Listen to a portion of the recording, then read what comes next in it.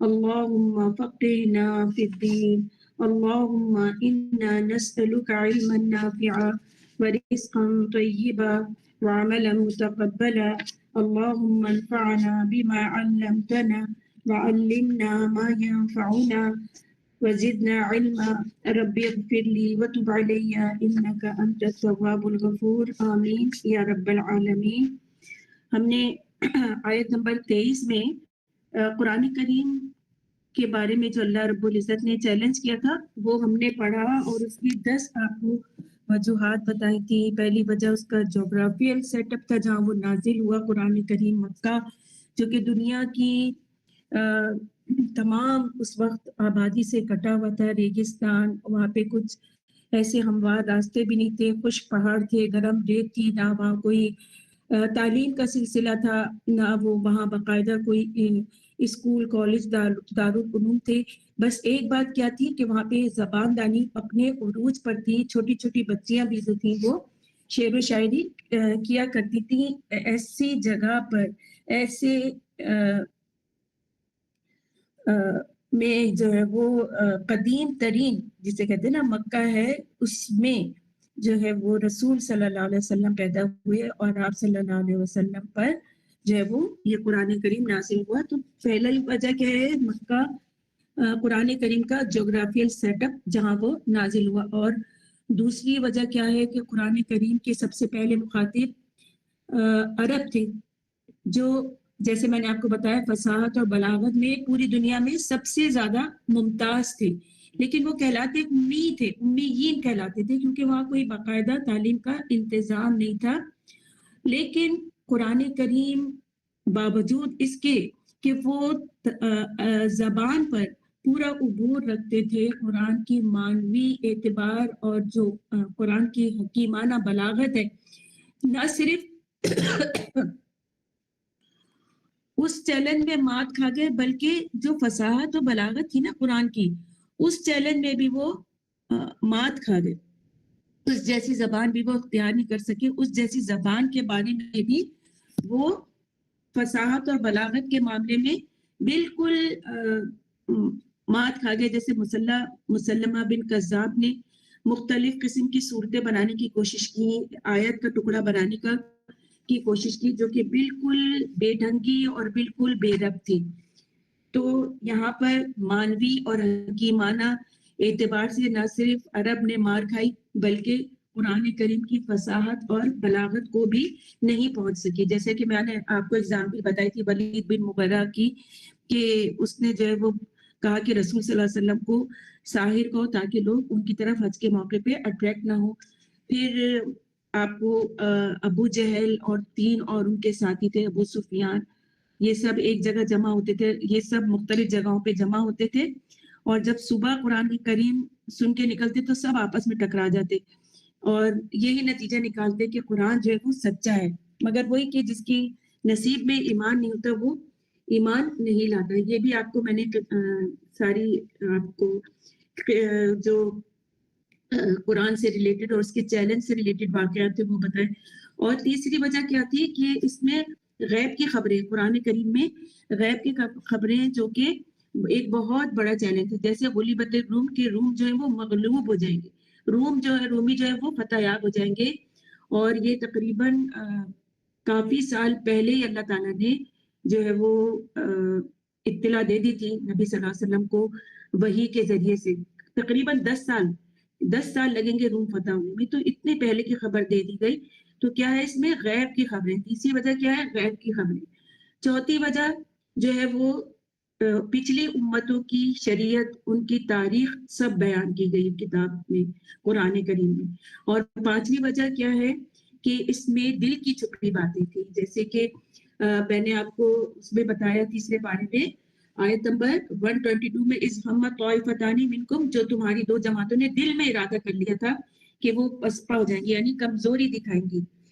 تو دل کی چھپی باتوں کا بھی اس میں ذکر ہے.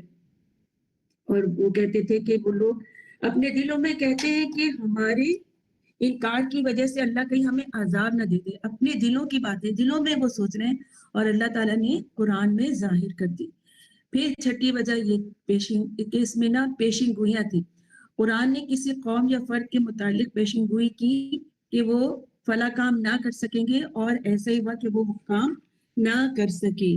اور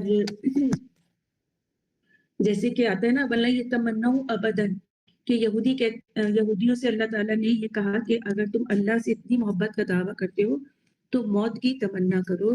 تو اللہ تعالیٰ نے پھر خود ہی کسی کا جواب دیا کہ ان کے جو گناہ ہیں اس کی پاداش میں وہ کبھی بھی موت کی تمنا نہیں کریں گے، کیونکہ یہودیوں یا مشرکین زبان سے قرآن کو کتنا ہی جھٹلائیں، ان کے دل جانتے تھے کہ قرآن سچا ہے، اس کی کوئی بات غلط نہیں ہو سکتی، کہ اگر وہ موت کی تمنا کریں گے تو اسی وقت پھر مر جائیں گے. اس لیے قرآن کے اس کھلے ہوئے چیلنج کے باوجود کسی یہودی کی ہمت نہ ہوئی کہ ایک مرتبہ زبان سے تمنا موت کا اظہار کر دے.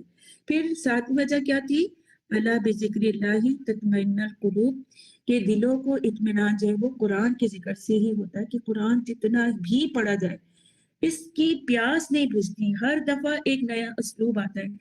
میں نے آپ لوگوں کو ایک ایکٹیویٹی گروپ میں ڈالی تھی، کسی نے دوبارہ اس کا رسپانس نہیں دیا، پھر میں گائے بگائے دوسرے گروپ میں بھی پوچھ رہی ہوں کہ روزانہ قرآن پاک کی کتنی تلاوت ہوتی.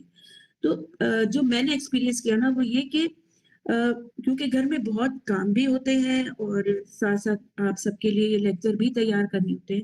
آپ کو پتہ ہے میرا اپنا تو کوئی علم نہیں ہے، بہت ساری کتابیں میرے آگے رکھی ہوئی ہیں جن کے ذریعے سے میں آپ کو یہ قرآن کریم کی تفسیر پہنچا رہی ہوں. اس کے باوجود میں وہ ایکسرسائز پہ الحمدللہ اب تک تو بالکل فرم ہوں. تو سارے کام ہو رہے ہیں، بلیو می، سارے کام ہو رہے ہیں. وہ ناظرہ یعنی جو ایک ریڈنگ ہوتی ہے قرآن کریم کی، اس کے پڑھنے کے ساتھ ساتھ یہ نوٹس بھی بنانا، پھر واٹس ایپ پہ بھی میں پڑھاتی ہوں، پھر ادھر ادھر جگہوں پہ بھی جاتی ہوں پڑھانے.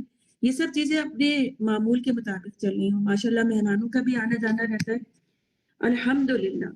تو دلوں کا اطمینان ہے یہ قرآن، اس کو پڑھنے سے دل نہیں بھرتا اور ہر دفعہ ایک نیا اسلوب سامنے آتا ہے. اور آٹھویں وجہ، یہ جو دلوں کا اطمینان ہے یہ ساتویں وجہ ہے. آٹھویں وجہ میں نے آپ کو کیا بتائی تھی کہ اس سے جو ہے وہ دل اکتاتا نہیں ہے، چاہے کتنا پڑھ لیا جائے. یہ وہی والی بات ہے، یعنی ساتویں ہے کہ دل اس سے اطمینان حاصل کرتا ہے، اور آٹھویں وجہ کہ دل میں اس کے لیے اکتاہٹ محسوس ہی نہیں ہوتی، ہر دفعہ انسان شوق اور رغبت کے ساتھ پڑھتا ہے. پھر نویں وجہ کہ اللہ تعالیٰ نے اس کی حفاظت کا ذمہ لیا ہے. اللہ تعالیٰ نے قرآن کریم کی حفاظت کا ذمہ لیا ہے کہ اس کے ایک حرف کو بھی بدلا نہیں جا سکتا.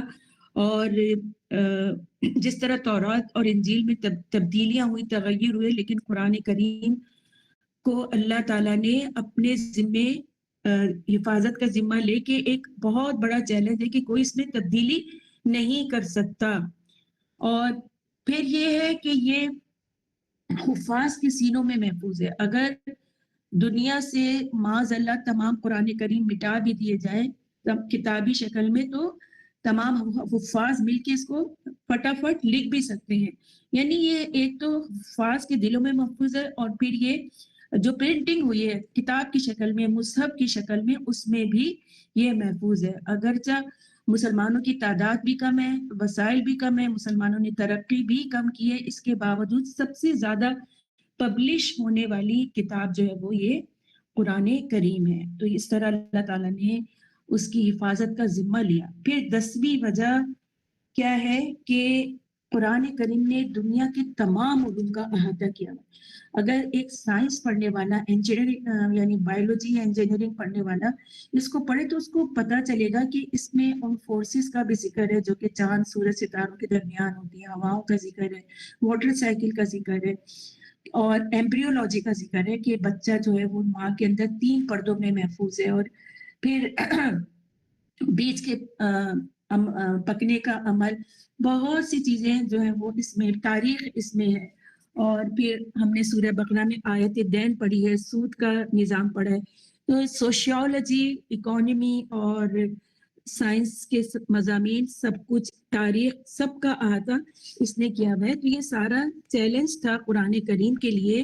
اور ایک یتیم اور امی شخص جنہیں قلم سے اپنا نام بھی نہیں لکھنا آتا تھا، ان پر اس قرآن کریم کا نازل ہونا بہت بڑا چیلنج ہے. جنہوں نے 40 سال کی عمر سے پہلے کبھی نہ کوئی کتاب پڑھی، نہ کوئی شعر و شاعری کی، نہ ہی کوئی عرب کی تاریخ کی کتابیں پڑھی، اور 40 سال کے لگ بھگ جب علم حاصل کرنے کی عمر جو ہے وہ ختم ہو جاتی نا، ہم کتنی زیادہ سے زیادہ 25 یا 26 سال تک عمر حاصل کرتے، بہت ہو گیا تو 30 سال تک، اس کے بعد ایک پریکٹیکل لائف شروع ہو جاتی ہے.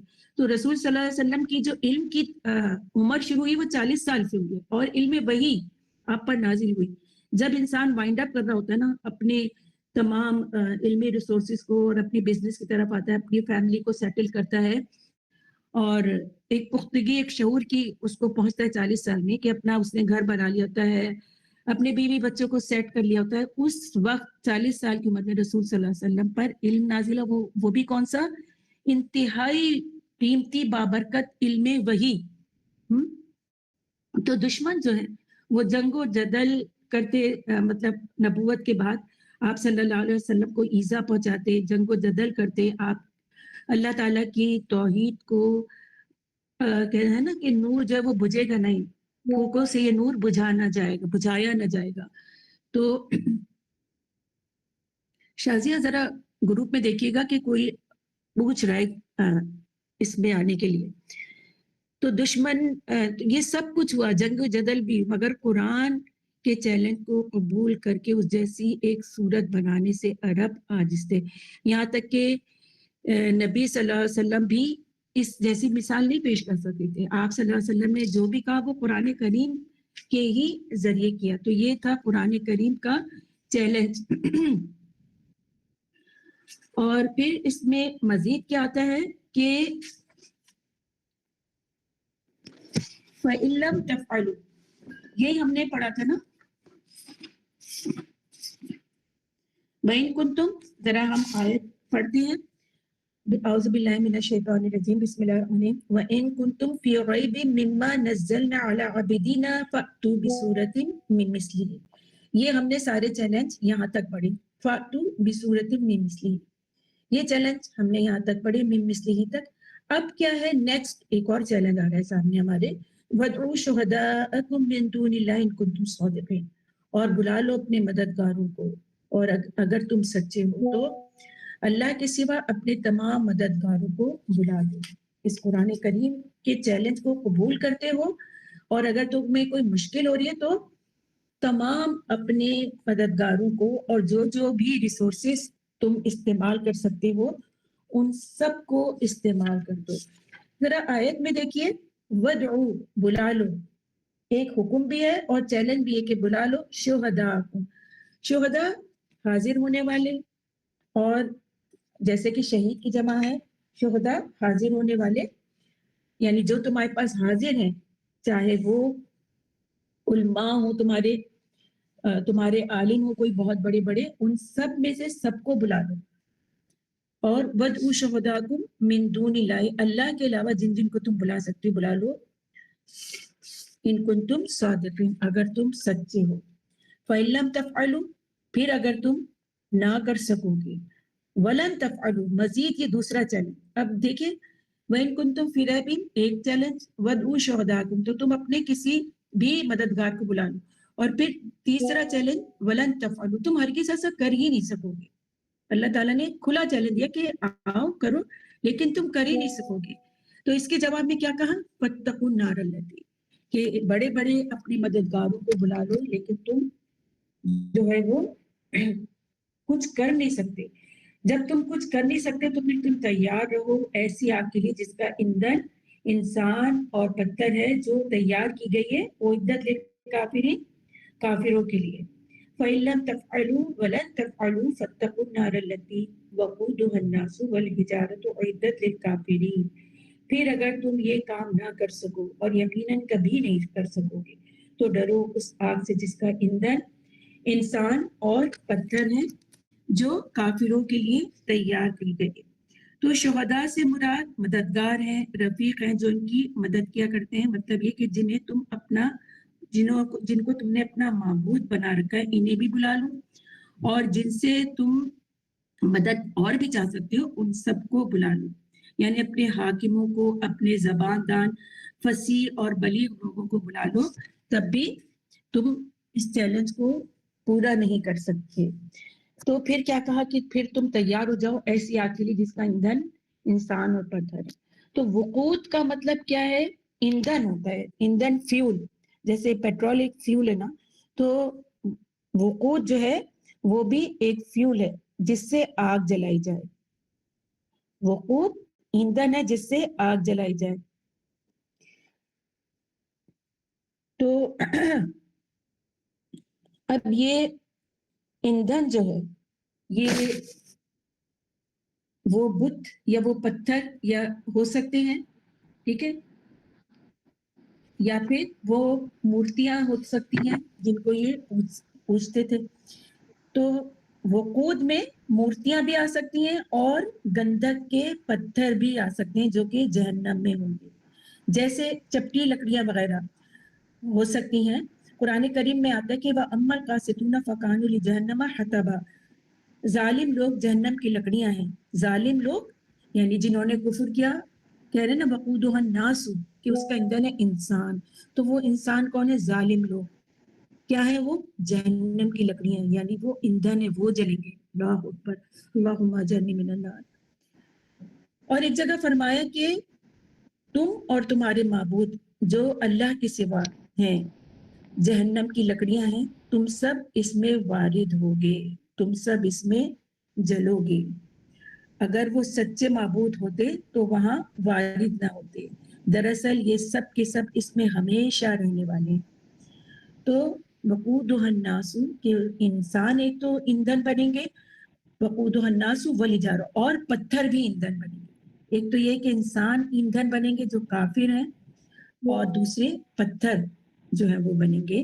اور پتھروں میں بھی ایک پتھر تو وہ ہے جو گندھک کا ہے. پتھروں میں بھی دو طرح کے، ایک پتھر جو گندھک کی طرح، گندھک کے سخت سیاہ پتھر ہے، وہ گندھک کے بنے ہوئے ہوں گے. اور گندھک جو کہ سلفر ہوتی ہے وہ جلنے میں مدد دیتی ہے. اور وہ پتھر بہت بڑے بڑے اور انتہائی اسمیلی ہوں گے، بہت زیادہ بدبودار ہوں گے، جن کی آگ بہت تیز ہوتی ہے.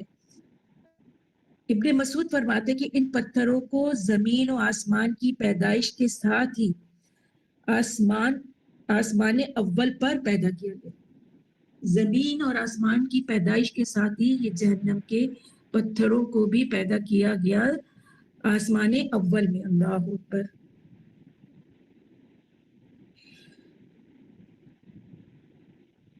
اور پھر جہنم میں یہ سیاہ گندھک کے پتھر ہیں جن کی سخت آگ سے کافروں کو عذاب دیا جائے گا.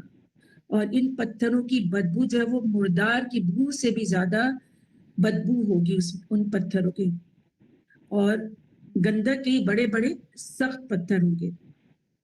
تو یہ میں نے حجارہ کے ایک معنی بتایا کہ وہ گندھک کے پتھر جو کہ جہنم میں جلیں گے، جو کہ سخت بدبودار ہوں گے، بہت بڑے بڑے ہوں گے، بہت اسمیلی ہوں گے، اور ان میں نا چپک بھی ہوگی کہ جس کو جلائیں گے اس سے چپک جائیں گے. اچھا، اب پتھروں کی دوسری قسم کون سی ہے؟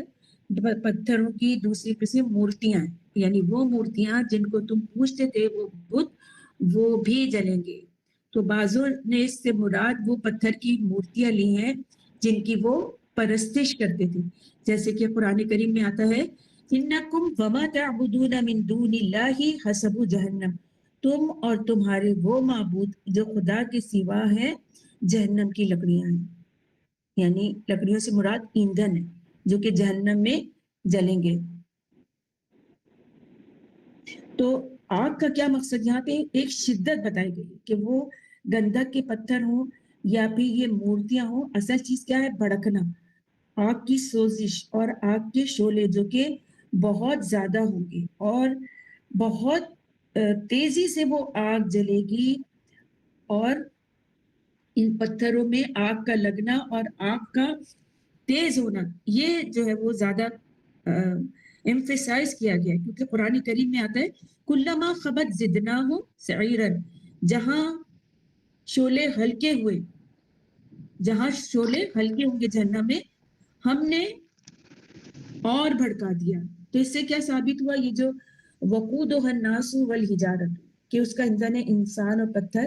اب ان دو، ایک تو انسان ایندھن ہو گئے، دوسرے پتھر، پتھر میں سلفر کے پتھر میں نے یعنی گندک کے پتھر آپ کو بتائے، اور دوسری قسم پتھر کی کون سی ہے؟ مورتیاں ہیں. یہ سب جو جلیں گے نا تو ان کا مقصد کیا ہے کہ بھڑکتی بھی آگ کوئی معمولی درجے کی نہیں ہوگی. جہنم کی آگ جو ہے وہ 69% زیادہ ہے دنیا کی آگ سے، یعنی تقریباً 70% زیادہ ہے. تو بھڑکانا مقصود ہے، آگ کی انٹینسٹی کو بتایا جا رہا ہے. تو اعدت للکافرین یعنی یہ آگ جو ہے وہ تیار کی گئی ہے کافروں کے لیے. کافروں کے لیے اس آگ کو تیار کیا گیا ہے. اور اس میں جو ہے وہ ایمان والے جو کہ اللہ اور اس کے رسول کی نافرمانیاں کرتے ہیں، حرام کاریاں کرتے ہیں، گناہ کبیرہ میں مبتلا ہیں، تو وہ بھی جہنم کی آگ میں جلیں گے. لیکن ان کے لیے یہ شدت کی آگ نہیں ہوگی جو کہ یہ کافروں کے لیے. اس لیے جیسے کہ ہم نے پیچھے اگر آپ کھولیں تو ان الذین کفروا سواء علیہم انذرتہم ام لم تنذرہم لا یؤمنون ختم اللہ علی قلوبہم وعلی سمعہم وعلی ابصارہم غشاوۃ ولہم عذاب عظیم. کہ ان کے لیے دردناک یعنی بہت بڑا عذاب ہے، عظیم بڑا جیسے ہم نے آپ کو بتایا تھا. عظمہ سے عظمہ فیمر بون کو کہتے ہیں جو کہ انسانی جسم کی سب سے بڑی ہڈی ہوتی ہے، تو اس لیے ان کے لیے بڑا عذاب ہے. تو یہ ہے وہ بڑا عذاب. یہ جو بھڑکتی دہکتی آگ کے بارے میں بتایا نا، اس کے ایندھن کے بارے میں بتایا ہے کہ کلما خبت زدناہم سعیرا، کہ جب کبھی شعلے کم ہونے لگیں گے نا ہم اسے اور بھڑکا دیں گے. تو یہ جو ہے یہ ہے کافروں کے لیے عذاب عظیم. جبکہ جو اہل ایمان ہوں گے، جن میں ایمان بھی ہوگا اور گناہ کے باعث جہنم میں جائیں گے، وہ بھی جلیں گے لیکن اس نوعیت کی نہیں ہوگی. اللہ تعالیٰ ہم سب کو آگ سے بچائے. تو آگ سے بچنے کے لیے نا ہم سب کو کہا گیا آگ سے بچنے کے لیے، جیسے کہ رسول صلی اللہ، جیسے کہ قرآن کریم میں بھی آتا ہے کہ یا ایھا الذین آمنوا، اے لوگو جو ایمان لائے. ایمان والوں سے مخاطبت ہے نا، اس لیے کہ آگ سے بچو. یا ایھا الذین آمنوا قوا انفسکم واہلیکم نارا، کہ بچاؤ اپنے آپ کو اور اپنے اہل و عیال کو آگ سے. یعنی کفار تو آگ میں جائیں گے ہی، لیکن کچھ ایسے کلمہ گو بھی ہوں گے جنہوں نے ریکوائرمنٹ پوری نہیں کی، جنت میں جانے کی ریکوائرمنٹ پوری نہیں کی. تو یہ آگ اس آگ کے لیے جو کافروں کے لیے جلائی گئی ہے فرق ہوگی، جو اللہ کے ماننے والوں کے لیے ہوگی. دونوں میں فرق ہوگا. ٹھیک ہے. اور پھر آگے دیکھیے اعدت للکافرین، کہ وہ تیار کی گئی ہے کافروں کے لیے. تو وقودها الناس، یہ وقود میں نے آپ کو بتا دیا ایندھن ہے. ایندھن کی 3 قسمیں ہو گئی نا. ایک تو انسان ہے جو کہ جن کو کہا گیا چپٹی لکڑیاں، وہ بھی جلیں گے. والحجارہ میں نے آپ کو بتا دیا کہ گندک کے پتھر ہوں گے اور پھر وہ مورتیاں ہوں گی. اب یہاں پہ دیکھیے اعدت، اس کو مارک کریں، یہ مجہول صیغہ ہے پیسے پر. تیار کی گئی ہے، تیار کی گئی یعنی کر دی گئی ہے. جہنم جو ہے وہ تیار کر دی گئی ہے کافروں کے لیے. تو آگ کافروں کے لیے تیار کی گئی. اور یہ بھی ہو سکتا ہے کہ پتھروں کہ وہ بن چکی ہے جہنم، اس وقت موجود ہے جہنم. جہنم جو ہے وہ اعدت تیار کر دی گئی ہے.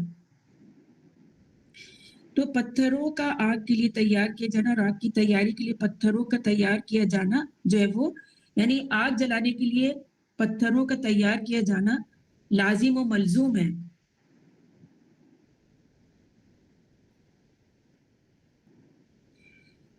تو ابن عباس فرماتے ہیں کہ ہر وہ شخص جو کفر پر ہو اس کے لیے وہ آگ تیار کی گئی. اور اس آیت سے یہ بھی پتہ چلا کہ جہنم ابھی بھی موجود ہے. جہنم موجود ہے، پیدا شدہ ہے. اور اعدت کا لفظ، ابن عباس نے کیا کہا ذرا ایک بتا دیں گے آپ دوبارہ؟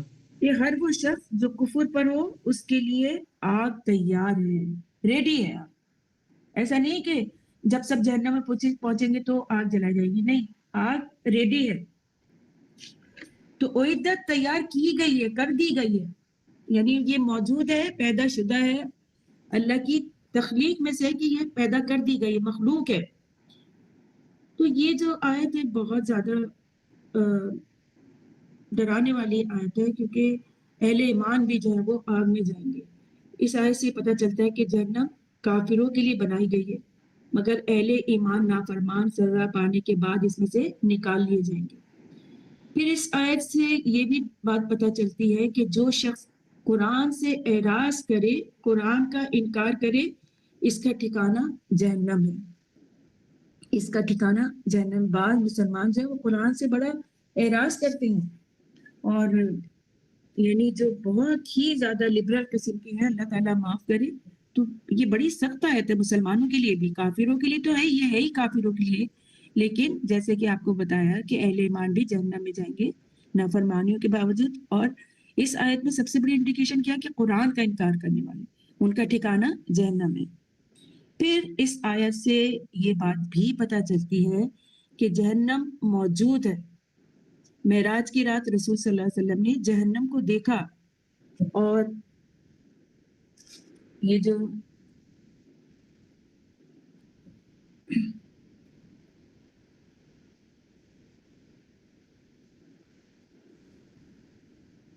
اس میں یہ بھی آتا ہے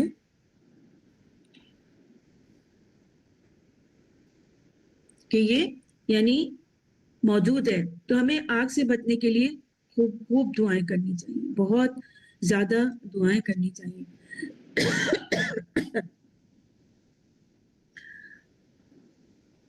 اور آگ سے بچنے کی سب سے پہلے تو ہم جو فرض نمازوں میں کیا کرتے ہیں، اللہم اجرنی من النار، آیت الکرسی کے بعد وہ ہم پڑھتے ہیں۔ اس کے علاوہ یہ جو کہا گیا ہے کہ ذالکہ هو الفوز الکبیر، کہ قرآن کریم میں جگہ جگہ فوز کا معنی آئے ہے۔ تو فوز کا کیا مطلب ہے کہ کامیابی۔ کون سی کامیابی؟ وہ کامیابی جو آگ سے بچا لے، ایسی کامیابی جو اپنے آپ کو آگ سے بچا لے انسان۔ تو اصل کامیابی کیا ہے؟ آگ سے بچنا ہے۔ اللہم اجرنی من النار پڑھنا چاہیے۔ پھر رسول صلی اللہ علیہ وسلم نے آگ سے بچنے کے لیے ہمیں دعائیں بھی سکھائیں، خاص طور پہ ہم نماز میں بھی پڑھتے ہیں، اور جب ہم عمرہ یا حج کرتے ہیں تو رکن یمنی سے لے کر ملتزم تک ہم پڑھتے ہیں، ربنا آتنا فی الدنیا حسنہ وفی الآخرۃ حسنہ وقنا عذاب النار وقنا عذاب النار وقنا عذاب النار۔ اللہ تو آگ سے ہمیں بچا لے۔ کچن میں جاتے ہیں، کوئی چیز تلتے ہیں، چھینٹ بھی پڑ جاتی ہے، کیا حال ہوتا ہے؟ تو اللہ ہمیں آگ سے بچا لے، وقنا عذاب النار۔ پھر یہ بھی دعا کرنی چاہیے، اللہم انی اسألک الجنۃ وما قرب الیہا من قول او عمل واعوذ بک من النار وما قرب الیہا من قول اور عمل۔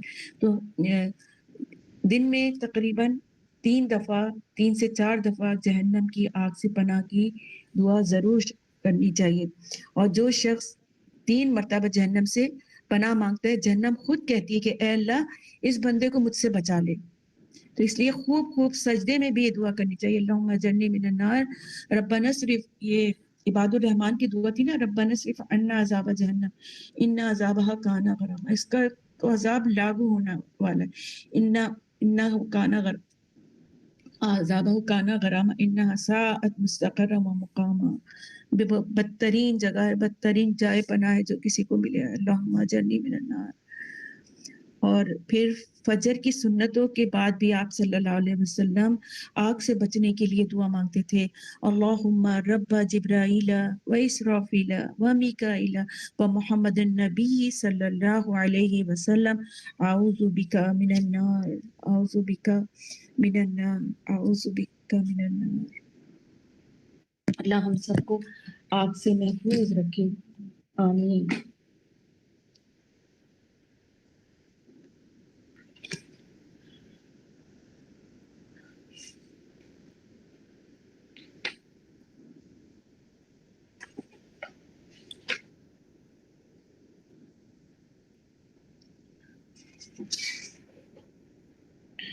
اب دیکھتے ہیں نیکسٹ آیت۔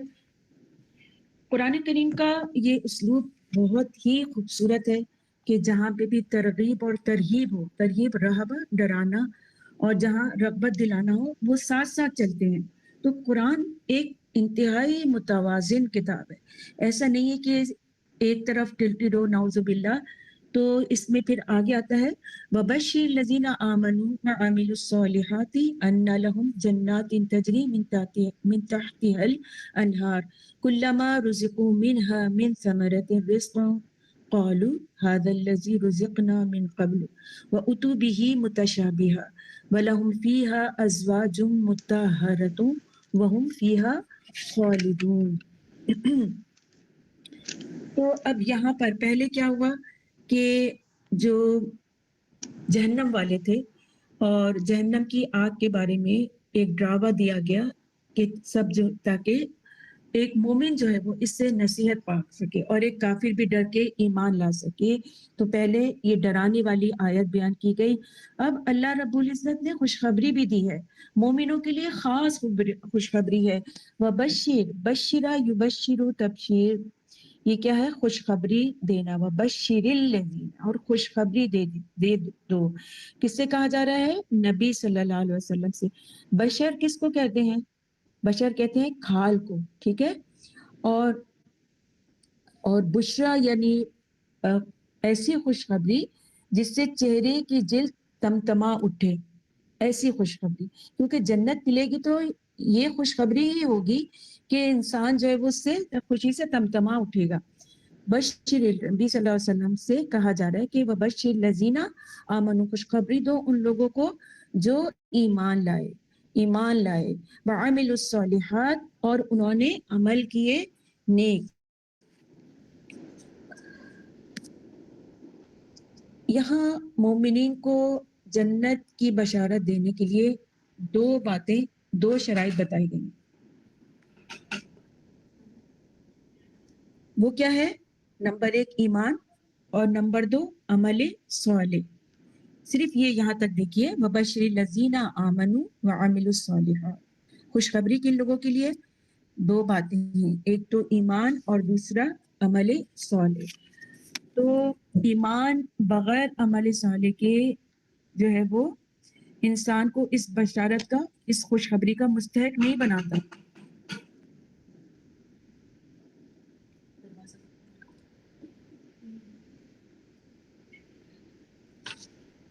اگرچہ صرف ایمان بھی جہنم میں جو ہے وہ دوام سے بچانے کا ذریعہ ہے۔ ایمان اگر صحیح ہوگا تو جہنم سے ہمیشگی سے بچانے کا ذریعہ ہے، اور مومن کتنا بھی گناہ گار ہو کسی نہ کسی وقت وہ جہنم سے نکال لیا جائے گا صرف ایمان کی کیفیت میں، اور جنت میں پہنچے گا۔ مگر عذاب جہنم سے بالکل نجات کا بغیر عمل صالح کے کوئی مستحق نہیں ہو سکتا۔ تو عمل صالح جو ہے وہ کیا ہے؟ ایکچولی عمل صالح کیا ہے کہ اخلاص کے ساتھ ہو۔ عمل صالح کیا ہے؟ اخلاص کے ساتھ، اس میں ریاکاری نہ ہو۔ اور نمبر 2 کیا ہے؟ شریعت کے مطابق ہو۔ جیسے نبی صلی اللہ علیہ وسلم کیا ہے؟ آخر الزمان، اور ان کی نبوت آخری ہے۔ اب آپ صلی اللہ علیہ وسلم کی شریعت ہی لاگو ہوگی ہر ایک پہ، دنیا کے تمام مسلمانوں پہ، چاہے وہ عیسائی ہو، یہودی ہو، کوئی بھی ہو، وہ صرف اور صرف نبی صلی اللہ علیہ وسلم کی شریعت کو فالو کریں گے۔ تو عمل صالح کیا کہلاتا ہے؟ اخلاص کے ساتھ ہو اور شریعت کے مطابق ہو۔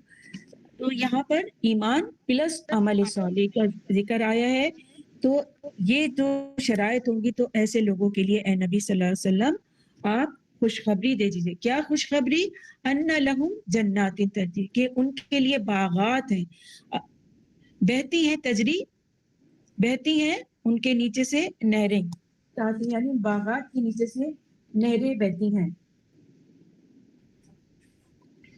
تو یہاں پر ذرا دیکھیے، جنات یعنی جنت سے پلورل باغات۔ جنت کہتے ہیں باغوں کو، گھنا باغ یعنی درختوں کی وجہ سے، ایسا باغ درختوں کی وجہ سے جس کی زمین نظر نہ آئے، درخت اتنے گھنے ہوں کہ اس باغ کی زمین ہی نہ نظر آئے، اس کے سائے تلے دب جائے، ایسی جنت ہوگی، اس کو جنت کہتے ہیں۔ چھپی ہوئی ہوتی نا باغوں میں، اسی طرح جن بھی چھپا ہوا ہوتا ہے، اسی سے جن بھی ہے، جن بھی چھپا ہوا ہوتا ہے نا، ہمیں نظر نہیں آتا، اسی سے مجنون بھی ہوتا ہے، تو جس کو جنون لاحق ہوتا ہے۔ تو وہ باغ جو کہ نظر نہ آئے، چھپا ہوا ہو گھنی درختوں کی چھاؤں میں، تو ایسے لوگوں کے لیے جو عمل کریں نیک اور ایمان والے ہوں, عمل صالح کریں, ان کے لیے ہے باغات جن کے نیچے, ان باغوں کے نیچے سے نہریں بہتی ہیں. اب ذرا نہروں کا بھی حال دیکھتے ہیں کہ یہ نہریں کس قسم کی ہیں. یہ نہریں جیسے جنت کے بارے میں بھی جو کہا گیا ہے کہ رسول صلی اللہ علیہ وسلم سے جنت کے بارے میں پوچھا گیا تو آپ فرماتے کہ ہمیں آپ نے فرمایا کہ اس کی ایک اینٹ سونے کی ہے اور ایک چاندی کی ہے, اس کا گارا مہکتی مشک کا ہوگا, اس کی بجری موتیوں اور یاقوت کی اور مٹی زعفران کی, جو اس میں داخل ہوگا وہ مایوس نہ ہوگا, ہمیشہ رہے گا, اس کو کبھی نہ موت آئے گی, اس کے کبھی کپڑے پرانے نہ ہوں گے, اس کی جوانی کبھی فنا نہ ہوگی. اور جنتوں کی قسمیں بھی ہیں, جیسے کہ آتا ہے نا ولیمن خوف مقام ربی ہی جنتان, یعنی ایک نہیں بہت سی جنتیں کہ جو اللہ سے ڈرا, ولیمن خوف کہ جو اللہ سے ڈرا, مقام ربی ہی جنتان کہ اس کے لیے پھر 2 جنتیں ہیں. اور پھر مزید آتا ومن دونہما جنتان کہ ان کے علاوہ مزید 2 جنتیں ہیں. تو جنتیں کی بھی قسمیں ہیں, اور سب سے بلند اور سب سے جو اعلیٰ اور رفع جنت ہے وہ ہے جنت الفردوس, جو کہ اللہ کے عرش کے نیچے ہے. تو ہمیشہ اللہم انی اسألک جنت الفردوس کی دعا کرنی چاہیے. اسی طرح جنت عدن بھی ہے. تو بے شک اللہ نے جنت کی دیوار کو سونے اور چاندی کی اینٹوں سے احاطہ کیا, اس میں نہریں کھودی, اس کے درختوں کو کاشت کیا. فرشتوں نے اس کے حسن و جمال کو دیکھا تو کہا کہ اے جنت تو کتنی خوش نصیب ہے, تو بادشاہوں کی منزل ہے. جنت کس کی منزل ہے؟ بادشاہوں کی. اور بادشاہ کون ہے؟ وبشر الذین آمنوا وعملوا الصالحات, ایمان اور عمل صالح کرنے والے اس جنت کے بادشاہ ہیں. اور ان میں جو ذکر آ رہا ہے وہ کیا ہے؟ نہروں کا ذکر آ رہا ہے. تو اس میں یہ بھی آتا ہے کہ مثل الجنت التي وعد المتقون فيها انہار من ماء غیر آتن وانہار من لبن لم يتغیر طعمه وانہار من خمر لذت للشاربین وانہار من عسل مصفى, کہ احوال اس جنت کا جس کا وعدہ ہوا ہے متقی لوگوں سے, اس میں نہریں ہیں پانی کی جو بو نہیں کر گیا, اور نہریں ہیں دودھ کی جن کا مزہ نہیں پھرا, اور نہریں ہیں شراب کی جن میں مزہ ہے پینے والوں کے لیے, اور نہریں ہیں شہد کی جھاگ اترا ہوا. یعنی یہ جو نہروں کا ذکر ہے, جیسے دودھ کی نہریں, تو یہ تھنوں سے نکالا ہوا دودھ نہیں ہوگا بلکہ جنت کی نہروں سے نکلا ہوا دودھ ہوگا. اسی طرح شہد کی مکھی سے وہ حاصل کیا ہوا شہد نہیں ہوگا بلکہ اس کی نہر موجود ہوگی. اسی طرح شراب کی نہر موجود ہوگی, اس پھلوں کو انگوروں کو سڑا کے نہیں بنایا گیا ہوگا. تو پانی, دودھ, شہد, شراب جنتی جیسے چاہیں گے انہیں اپنے لیے جاری کر لیں گے, جدھر چاہیں گے اپنے ساتھ لے جائیں گے, جدھر چاہیں گے موڑ لیں گے. کوثر اس کے کنارے سونے اور موتیوں کے ہوں گے, اور اس کی مٹی جو ہے وہ مشک کی ہوگی, اس کا پانی موتیوں پر بہتا ہوگا, دودھ سے زیادہ سفید ہوگا اس کا پانی, برف سے زیادہ ٹھنڈا اور شہد سے زیادہ میٹھا ہوگا. تو یہ ہے جنتوں کی نہروں کے احوال.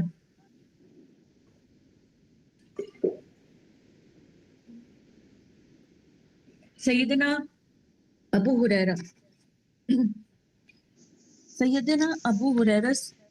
سے مروی ہے کہ جنت کی نہریں ایک مشک کے ٹیلے یا پہاڑ کے نیچے سے نکلیں گی. کہاں سے نکلیں گی؟ ایک مشک کے ٹیلے یا پہاڑ کے نیچے سے نکلیں گی. ترمذی کی روایت رسول صلی اللہ علیہ وسلم نے ارشاد فرمایا کہ جنت میں ایک پانی کا سمندر ہے, ایک دودھ کا سمندر, ایک شہد کا سمندر, شراب کا سمندر ہے. پھر ان سمندروں سے نہریں نکلیں گی, یعنی ان سمندروں سے پھر وہ نہریں جاری ہوں گی.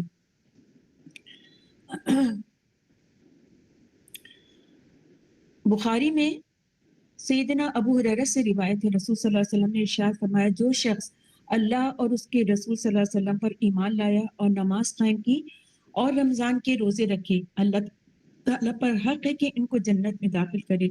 सहाबा कराम ने अर्ज किया, या रसूल अल्लाह, क्या हम लोग इस बात की खुशखबरी ना दे दें? क्या हम लोगों को इस बात की खुशखबरी ना दे दें? आपने फरमाया, जन्नत में 100 दर्जात हैं जो अल्लाह ताला ने मुजाहिदीन के लिए तैयार कर रखे हैं, और 2 दर्जों के दरमियान इतना फासला है जितना जमीन और आसमान का। तुम अल्लाह से सवाल करो तो जन्नतुल फिरदौस का सवाल करो, क्योंकि वो वस्ते जन्नत और आला जन्नत है। इसके ऊपर सिर्फ अल्लाह का फर्श है, इससे जन्नत की नहरें निकलती हैं।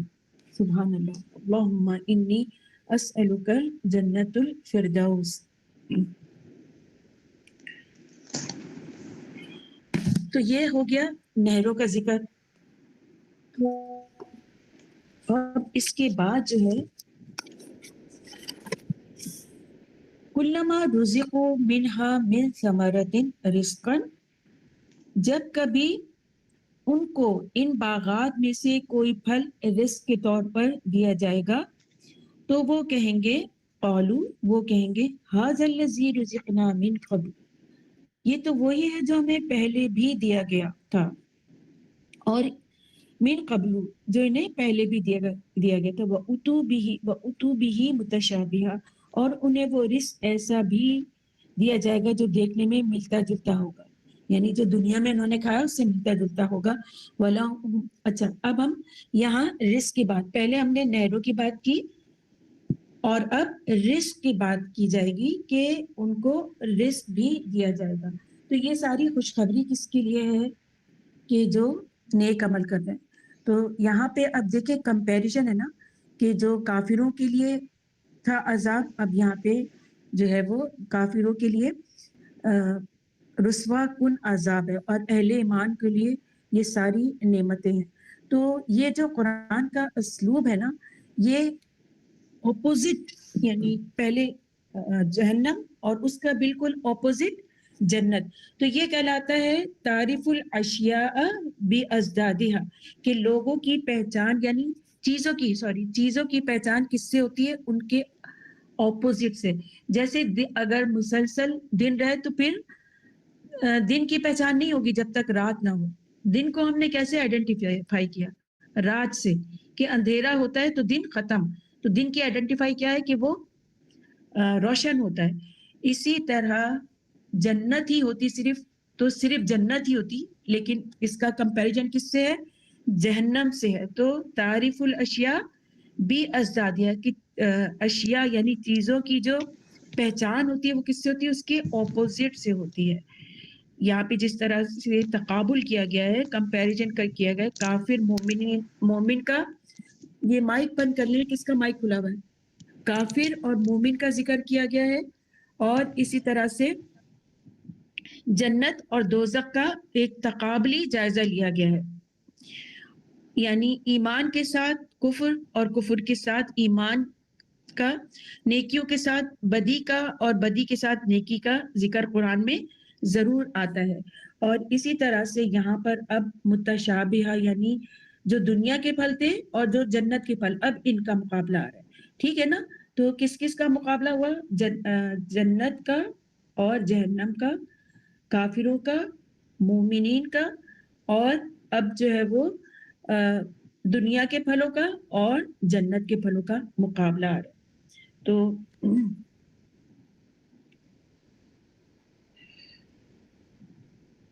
तो ये फल जो है बतौर रिस्क जन्नतियों को जो दिए जाएंगे, तो जन्नतियों का ये कौल कि पहले भी हमको ये मेवे दिए गए, इससे मुराद ये है कि दुनिया में भी ये मेवे हमें मिले थे, यानी हमने आम, अंगूर और खजूर वगैरह दुनिया में भी खाई थी। मतलब ये है कि हम इससे पहले, यानी कल भी ये दिए गए थे। ये इसलिए कहेंगे कि जाहिरी जो शक्ल सूरत होगी ना उन फलों की, उन मेवों की, वो दुनिया के फलों से मुशाबिहत रखती होगी। ठीक है, यानी ऐसे वो फल होंगे जो दुनिया में भी खाए गए होंगे, लेकिन क्या होगा कि उसका जायका اور اس کی جو ٹیسٹ ہوگا نا، اس کی تازگی، یہ سب جو ہے وہ بالکل مختلف ہوگی۔ ابن عباس کا قول ہے کہ صرف نام ہی مشابہت ہوگی، یعنی کھجور، وہاں پہ بھی کھجور کھانے کو ملیں گی تو یہ نام کی مشابہت ہوگی، صرف نام کی، ذائقے کی نہیں ہوگی، ورنہ کہاں دنیا کی چیزیں اور کہاں جنت کے خوان کی نعمتیں۔ تو یہاں پر ریزمبلنس صرف نام کی ہوگی۔ دنیا کے پھلوں جیسے پھل دیکھ کر وہ کہیں گے کہ یہ تو دنیا میں ہم کھا چکے ہیں، مگر جب چکھیں گے تو لذت کچھ اور ہی ہوگی، وہاں پر جو ہے وہ ان پھلوں سے جو وہ لطف اندوز ہوں گے تو اس کا ذائقہ بالکل کچھ اور ہی ہوگا۔ اور جنت کے پھلوں کی خصوصیت اور بھی کیا ہے کہ یہ بغیر گٹھلیوں کے ہوں گے اور میٹھے ہوں گے، نرم ہوں گے، یعنی منہ میں جاتے ہی گھل جائیں گے، ایسے وہ پھل ہوں گے۔ ان میں گٹھلی بھی نہیں ہوگی، میٹھے ہوں گے اور نرم ہوں گے، اتنے نرم ہوں گے، ایسے وہ پھل ہوں گے جنت میں جو جنتیوں کو دیے جائیں گے۔ سبحان اللہ۔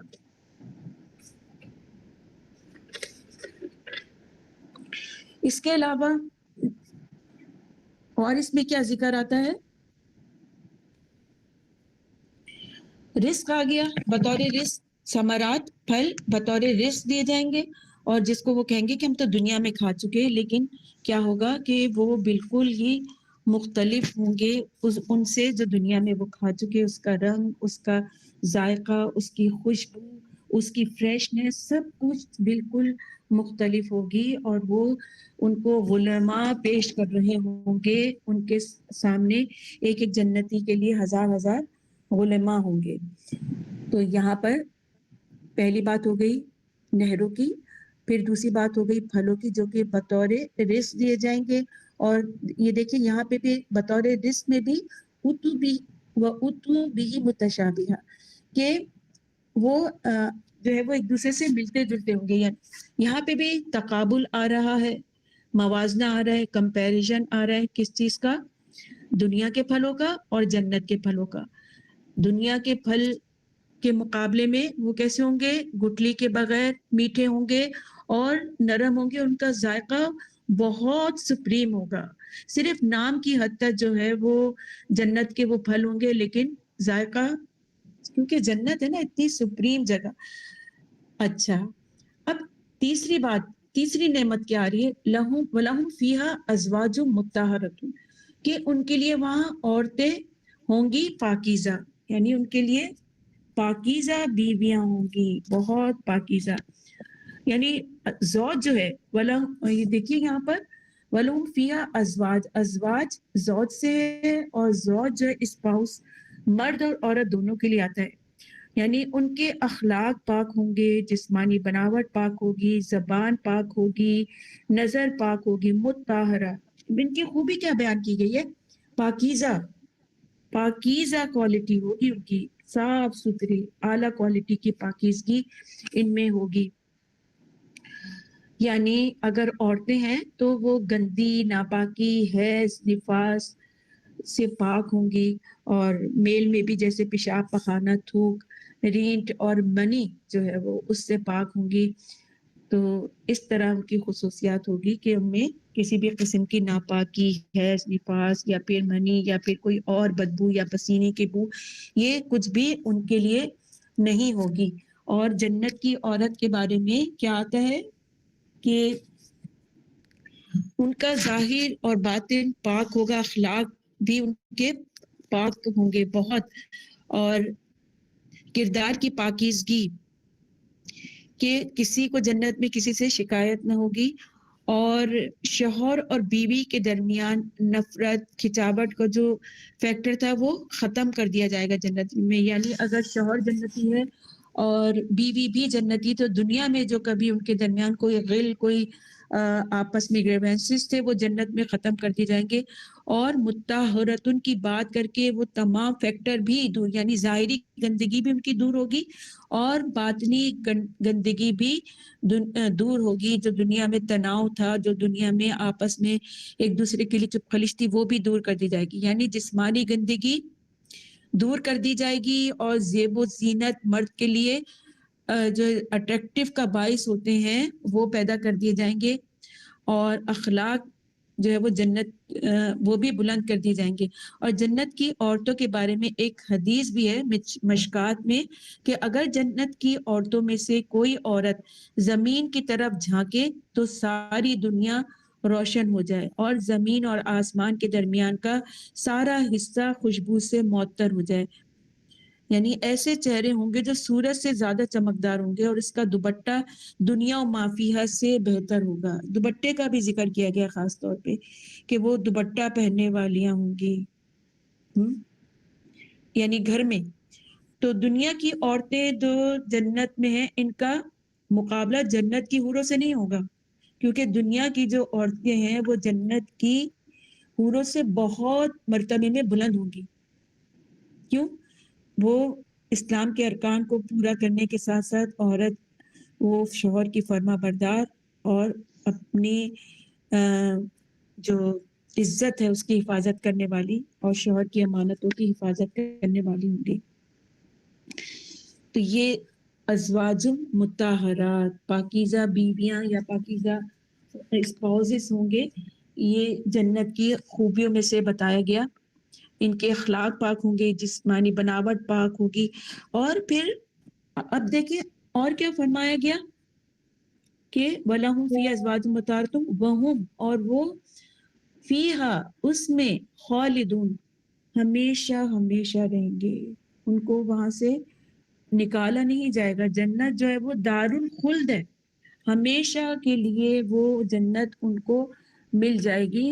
وہ ایسا نہیں ہے. جہنم میں تو یہ ہوگا نا کہ اہل ایمان بھی کچھ جہنم میں جائیں گے, اللہم اجرنی من النار, پھر اپنی سزا بھگت کے وہ قنطرہ پل پہ آئیں گے, ان کو نہلایا جائے گا, ان کے دل صاف کیے جائیں گے, ان کو جنت میں داخل کیا جائے گا, اور پھر وہاں سے ان کو دوبارہ نہیں نکالا جائے گا کہ بھائی تم تو گناہ گار تھے چلو دوبارہ جہنم میں. نہیں, خالدون. خالدون جو ہے نا ایک بڑا تسلی بخش ہے مومنون کے لیے کہ اب اس جنت سے کبھی نکلنا نہیں ہوگا. اور بخاری میں فرمایا کہ جنت اور جہنم میں جانے کے بعد ایک فرشتہ اعلان کرے گا, اے جہنمیوں, یعنی ایک فرشتہ جو ہے وہ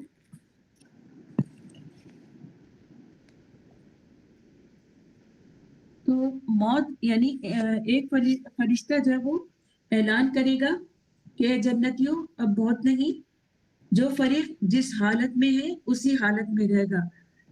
اور اس کو سن کر جنتی اتنے خوش ہوں گے کہ خوشی سے اگر مر سکتے تو مر جائیں گے, اور جہنمی اتنے غمگین ہوں گے کہ غم سے اگر مر سکتے تو مر جاتے. اسی طرح ایک اور اس میں آتا ہے کہ جب جنتی جنت میں اور جہنمی جہنم میں چلے جائیں گے تو موت کو باندھ کر لایا جائے گا ایک مینڈے کی شکل میں. اس کو اس دیوار پر کھڑا کر دیا جائے گا جو جنت اور جہنم کے درمیان ہوگی. وہاں کہا جائے گا کہ اے اہل جنت, تو وہ خوفزدہ ہو جائیں گے. یعنی کہیں کوئی ہمارے لیے ڈانٹ تو نہیں آ رہی, کوئی ایسی بات تو نہیں آ رہی کہ ہماری جنت ہم سے چھین لی جائے, تو وہ ڈریں گے کہ اے اہل جنت, تو وہ خوفزدہ ہو جائیں گے. پھر کہا جائے گا اے اہل جہنم, تو وہ خوش ہوں گے, جہنم میں خوش ہوں گے, شاید ہمارے لیے کوئی ریلیکسیشن ہے, ہمیں جہنم سے نکالا جا رہا ہے, تو وہ خوش ہوں گے. تو وہ خوشی سے جھانکیں گے شاید کہ ان کو بلایا گیا, تو ان کی بخشش, اور وہ سمجھیں گے کہ شاید ہماری بخشش ہونے لگی. پھر ان سے پوچھا جائے گا اسے پہچانتے ہو؟ وہ کہیں گے کہ ہاں اسے پہچانتے ہیں, یہ تو موت ہے جسے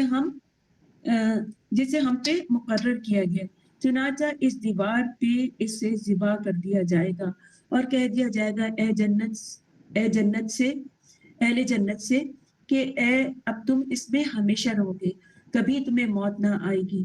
اور اہل جہنم سے کہہ دیا جائے گا کہ اب تم اس میں ہمیشہ رہو گے, کبھی تمہیں موت نہ آئے گی. اسے دیکھ کر جہنم والے اگر غم سے مر سکتے تو مر جاتے. یہ ہے وَبَشِّرْهُمْ فِيهَا خَالِدُونَ. ایک جنت جو ہے وہ ہمیشہ کی ہوگی, ہمیشہ کی, اس میں سے وہ کبھی نہ نکالے جائیں گے. تو اس آیت سے ہمیں کیا بات پتہ چلتی ہے؟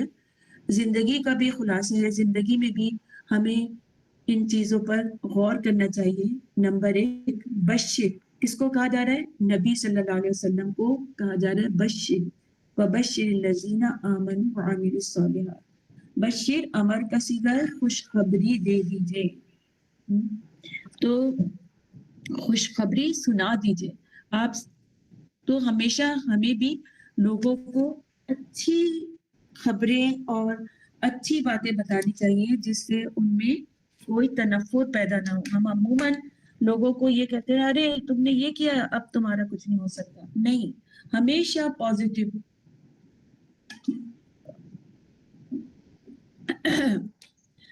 तो खुशखबरी जो है ना वो ईमान को बढ़ा देती है, नेकी का जज्बा उभारती है। रसूल सल्लल्लाहु अलैहि वसल्लम को हुक्म दिया कि बशिर, कि आप खुशखबरी दे दीजिए।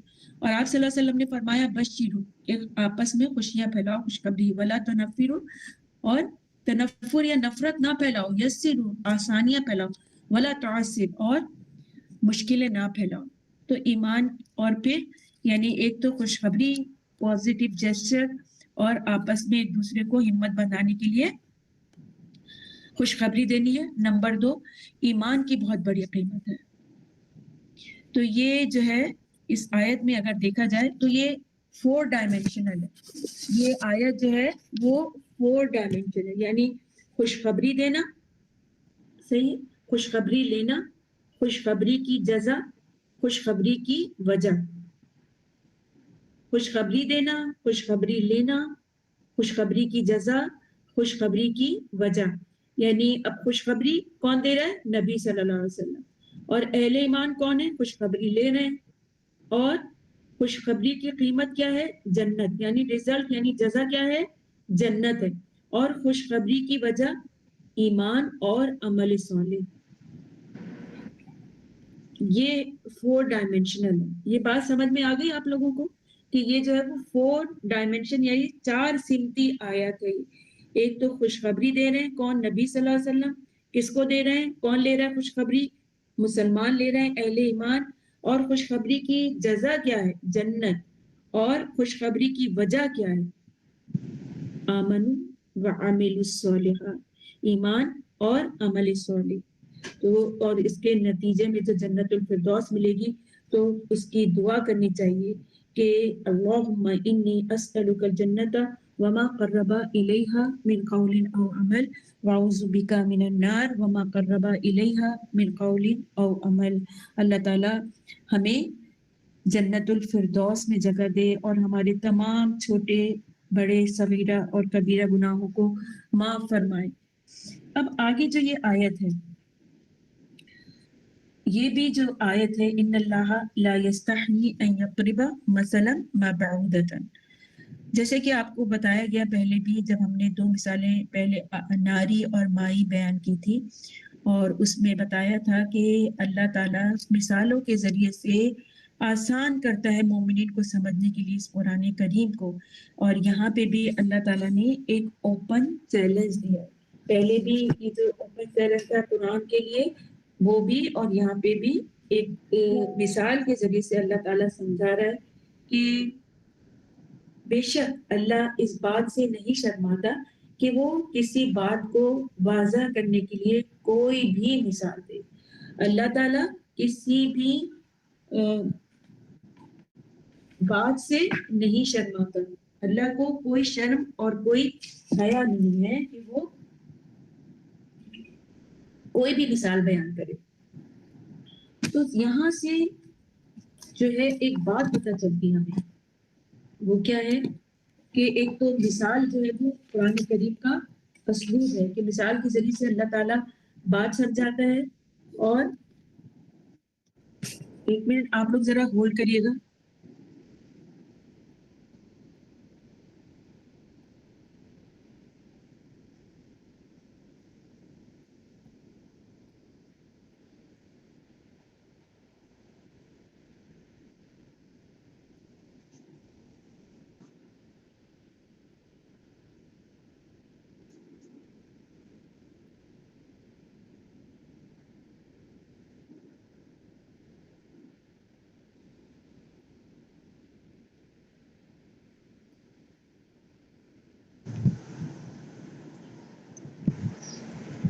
आवाज नहीं आ रही।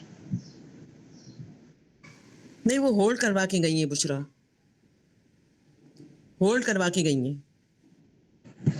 جی اچھا اچھا.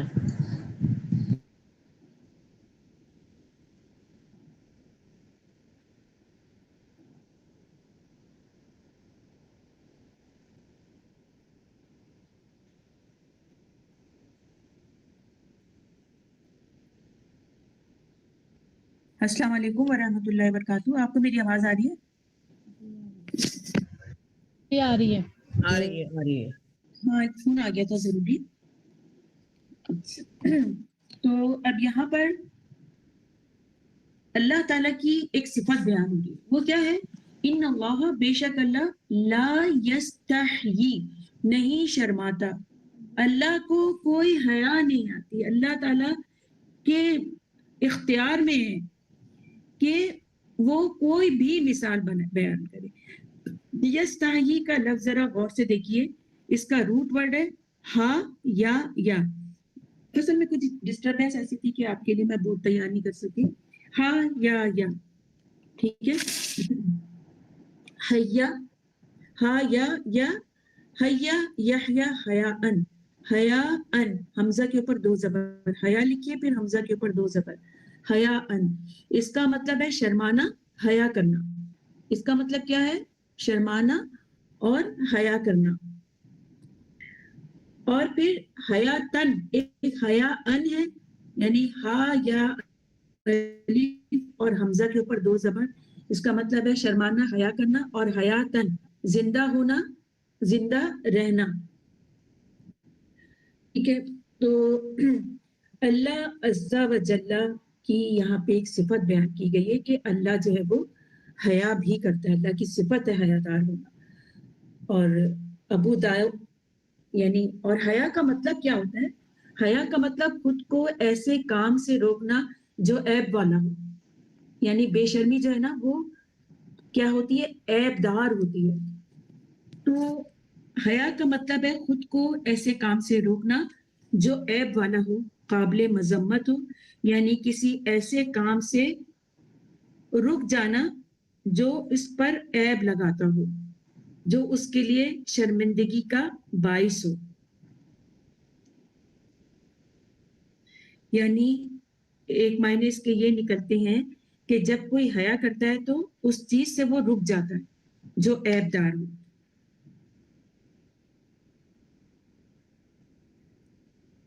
یعنی اللہ کو کسی کا خوف نہیں ہے. تو یستحیی کا مطلب ہے یخشا. یخشا یعنی خوف، کہ اللہ کو کوئی خوف نہیں ہے. اللہ ڈرتا نہیں ہے کہ تمہارے لیے جو ہے وہ کسی بھی مثال کو بیان کرے. تمہاری کریٹیسزم سے، تمہاری ملامت سے نہیں اللہ شرماتا. اور حیا جو ہے وہ اللہ کی صفت ہے. ابو داؤد اور نسائی میں آتا ہے، رسول صلی اللہ علیہ وسلم نے فرمایا اللہ عز و جل انتہائی حیادار اور پردہ پوشی کو پسند فرماتا ہے. چنانچہ جب تم میں سے کوئی غسل کرے تو سطر چھپا لے. یعنی اس میں یہ آتا ہے کہ نبی صلی اللہ علیہ وسلم نے ایک شخص کو دیکھا جو کھلی فضا میں برہنہ ہو کے نہا رہا تھا. ہم تو واش روم میں نہاتے نا، وہ باہر کھلی فضا میں نہا رہا تھا. اس پر آپ صلی اللہ علیہ وسلم منبر پہ تشریف لے گئے. اللہ تعالیٰ کی حمد و ثنا کے بعد فرمایا الحی و الستیر، یہ اللہ کے اسماء میں سے ہے. آپ نے دیکھا ہوگا میں نے گروپ میں بھی الحی کی وہ جو ہے پکچر شیئر کی ہے. تو حیا اللہ کے شایان شان، اس کی ایک صفت ہے جو انسانوں کے معنی ہرگز نہیں ہے. تو جو کسی شخص میں اس وقت پیدا ہوتی ہے جب اسے کسی عیب دار یا معیوب یا مذموم شے کا اندازہ ہو. اللہ کی حیا سے مراد ہے کہ ہر ایسی شے کو ترک کر دینا جو اللہ سے ہے. اللہ کی حیا سے مراد یہ ہے کہ ہر ایسی چیز کو ترک کر دینا جو اللہ کی رحمت کی وسعت اور اس کے کمال جود و کرم اور اس کے درگزر اور اس کے حلم کی عظمت سے مناسبت نہیں رکھتی ہو. اللہ کی رحمت سے مناسبت نہیں رکھتی ہو، اس کے کرم سے مناسبت نہیں رکھتی ہو، اس کے علم کی عظمت سے دوبارہ ریپیٹ کر دیں اللہ کی یہ جو ہے دوبارہ یہ میں ریپیٹ نے کر دیں. میں آپ کو یہ میں نے گروپ میں شیئر کی ہوئی ہے امام ابن القیم کا. دیکھیں حیا اللہ کی شایان شان صفت ہے جو انسانوں کی مانی نہیں ہے. جو کسی شخص میں اس وقت پیدا ہوتی ہے جب اسے کسی عیب دار یا معیوب یا مذموم شے کا اندیشہ ہو، اس وقت انسان میں حیا پیدا ہوتی ہے کہ یہ چیز تو عیب دار ہے، مجھے اس سے حیا کرنی چاہیے، ٹھیک ہے.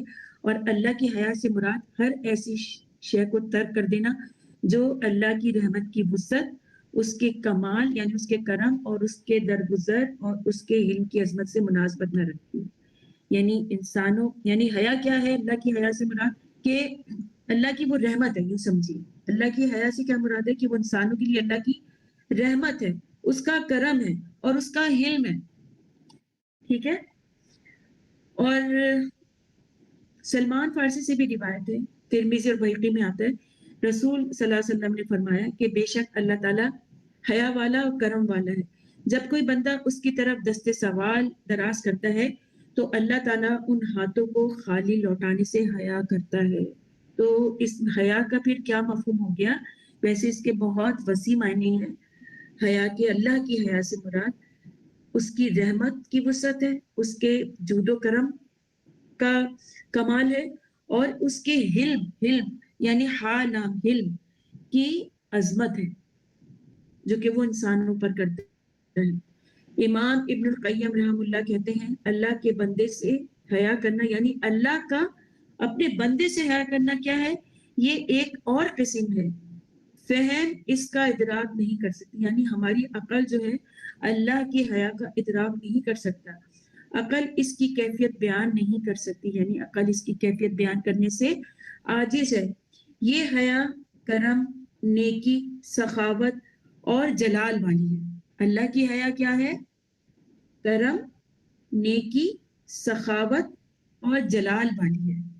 یعنی اب آپ اس کانٹیسٹ کو دیکھیں نا کہ اللہ حیا کرتا ہے خالی ہاتھ لوٹانے سے. کیا مطلب ہے کہ اس کی کرم، اس کی جلال یعنی اس کا رحمت کی وسعت جو ہے وہ حیا میں آ جائے گی. اللہ تعالیٰ حیا والا ہے، بندے کی طرف سے کھلے عام گناہ کے بعد بھی وہ اپنے بندے کو بے آبرو نہیں کرتا. یہ ہے اللہ کی حیا کہ اپنے بندے کو آبرو میں رکھتا ہے، اپنے بندے کے لیے وہ ستیر ہے، ڈھانپنے والا، پردہ پوشی کرنے والا. تو اپنے بندے پر پردہ ڈالتا ہے، وہ تو پردہ پوشی کرنے والا اور بخشنے والا ہے. یزید بن طلحہ جو کہ تابعی تھے، انہوں نے صحابہ سے روایت لی کہ نبی صلی اللہ علیہ وسلم سے روایت ہے کہ بے شک ہر دین کی ایک خصلت ہوتی ہے اور اسلام کی خصلت حیا ہے. اسلام کی خصلت کیا ہے؟ حیا. اسے موطا امام مالک میں بیان کیا گیا، 1678 حدیث نمبر ہے. پھر دیکھیے ذرا آیت، ان اللہ لا یستحی، کہ اللہ کو ہرگز حیا یا شرم نہیں آتی کہ وہ بیان کرے کیا؟ کوئی بھی مثال.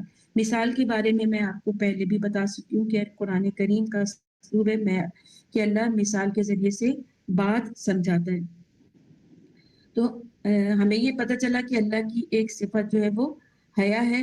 حیا کی اسباب کا ذکر ہے اور حدیث سے بھی پتہ چلتا ہے کہ اللہ جو حیین ہے، حیین اور ستیرن ہے. حیین اور ستیرن ہے، یعنی ایک صفت حی بتائی جاتی جس کے معنی حیا کرنا ہے، لیکن مخلوق میں اللہ تعالیٰ کسی بھی مثال کرنے سے حیا نہیں کرتا. اب دیکھیے یہ تو حیا کا ذکر آ گیا اللہ کا، اور مثال کیا ہے؟ این یضربا، کہ وہ بیان کرے مثلاً کوئی مثال. جب بھی تنوین میں کوئی لفظ آتا ہے نا تو اس میں عموم کے معنی پائے جاتے ہیں، عموماً یعنی کوئی بھی، واٹ ایور. مثلاً کوئی مثال، ما بعودتن، جو مچھر کی ہو خواہ یا اس کے اوپر کی. ما بعودتن، ماں جو ہے وہ یہاں پر ماں جو دیکھیے ماں کا لفظ یہاں پر زائد ہے، یعنی کوئی بھی مثال. اور بعودہ سے مراد ایزا دینے والا یعنی وہ چھوٹی سے چھوٹی چیز یا وہ حصہ. بعودہ موذی حشرات کو کہتے ہیں اور یہاں مچھر بھی مراد لیا گیا اس سے. بعودہ فیمیل، دیکھیں بولتا آ رہا اس کا کیا مطلب ہے؟ بعودہ فیمیل، مچھر. اور تحقیقات سے معلوم ہوا ہے کہ جو مچھر ہے بشرا آپ نے تو کہا ہے کہ ایزا دینے والے جی تو مچھر ایزا ہی تو دیتا ہے. سب سے زیادہ حشرات الارض ہے, موذی مرض, بعوضہ بعض سے بھی ہے نا, تو موذی ترین مرض ہے, اس لیے ایزا دینے والے مچھروں میں وہ انسیکٹس میں مچھر کی مثال بیان کی گئی ہے. ٹھیک ہے, یہاں پہ قرآن کریم میں مچھر لکھا ہوا ہے تو آپ اسے مچھر ہی مانیے. اچھا, تو یہ کون سے فیمیل مچھر ہے, اور تحقیقات سے معلوم ہوتا ہے کہ مچھر کی 200 اسپیشیز ایسی ہیں جس میں صرف مادہ ہی خون پیتی ہے, فیمیل مچھر ہی خون پیتی ہے. اور بعودہ کوئی بھی مچھر, بعض سے ہے, اس میں سے بعض یعنی چھوٹی سی چھوٹی چیز, بعودتن ما بعودتن, جو مچھر خواہ اس سے بھی اوپر ہو, یعنی مثال ماں جو مچھر کی مثال ہو یا اس سے بھی اوپر کی, فوقہا.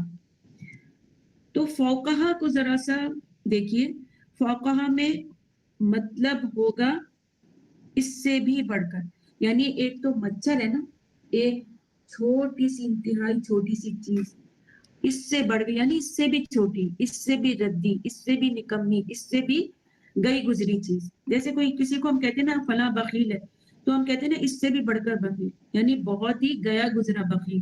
ان معنوں میں فوقہا لیا گیا ہے. فوقہا کا مطلب ذرا سمجھیں, تھوڑا سا ٹیکنیکل ہے. فوقہا کا مطلب کیا ہے, مچھر یا اس سے بھی گئی گزری چیز. اللہ نہیں شرماتا مچھر یا اس سے بھی گئی گزری چیز کی مثال بیان کرنے سے.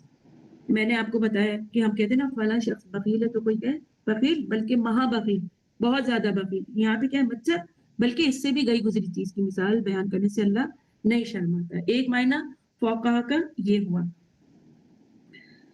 تو فوقہا اس سے بھی چھوٹی, اور حقارت میں اس سے بھی بڑھ کر حقیر اور ردی چیز. اچھا, جیسے کہ مچھر کا پر, یا پھر دوسری چیز کیا ہے, مچھر کے اوپر ایک پیراسائٹ پرورش پا رہا ہوتا ہے.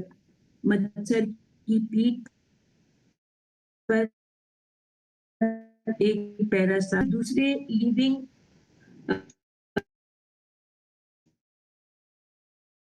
چیز سے جو ہے وہ اپنی غذا حاصل کر, کسی نلکی کسی بیٹ کی ہوتی ہے, وہ اپنی غذا خود نہیں بنا رہی ہوتی ہے, اس درخت سے حاصل کر رہی ہوتی ہے. تو مچھر بھی اپنی غذا انسانوں کے خون سے حاصل کر رہا تھا, خاص طور پہ مادہ مچھر, جبکہ جو نر مچھر ہے وہ پھولوں وغیرہ سے اپنی غذا لے لیتا ہے. تو مچھر فما فوقا کا ایک مچھر کیا کہ مچھر سے بھی حقیر ترین, اور دوسرا کیا ہے کہ مچھر کے اوپر ایک پیراسائٹ ہوتا ہے جو کہ کیڑا ہوتا ہے, جو مچھر کے اوپر بیٹھا ہوتا ہے اور مچھر کی کمر پر ہوتا ہے, وہ اپنی زندگی گزارتا ہے مچھر کی کمر پر, جس کو عام آنکھ سے دیکھا نہیں جا سکتا. بہت چھوٹا ہوتا ہے اور مچھر سے اپنی غذا حاصل کرتے ہیں وہ جو پیراسائٹ ہوتے ہیں مچھر کے اوپر.